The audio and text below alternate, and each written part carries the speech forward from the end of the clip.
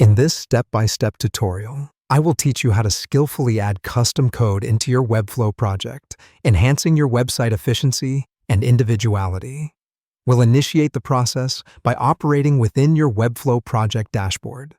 Look for the project where you intend to embed the custom code and locate the three-dot icon, which is right by your project thumbnail. Once you have spotted the icon, proceed to click on it and then opt for Settings. This is an essential step as it unlocks the door to the custom code embedding arena. Once inside the settings, direct your attention to the left sidebar. Set your sights on the Custom Code tab and click on it.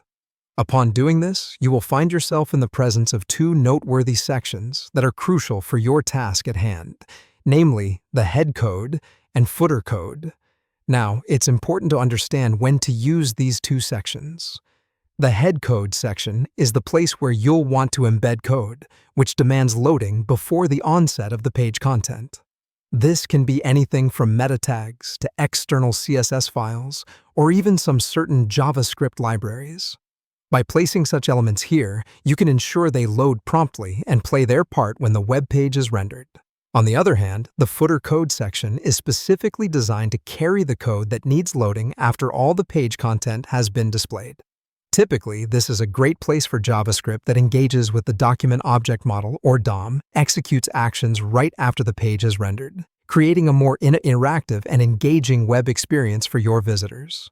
The best part is that pasting your code into the pertinent section is a breeze.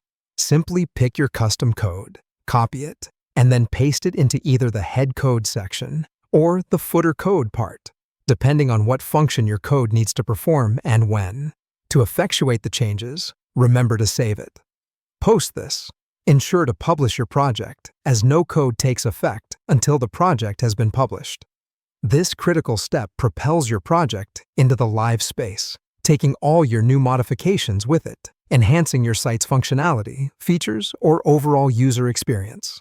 And that's all. If you followed through with these instructions, you should have successfully added custom code into your Webflow project.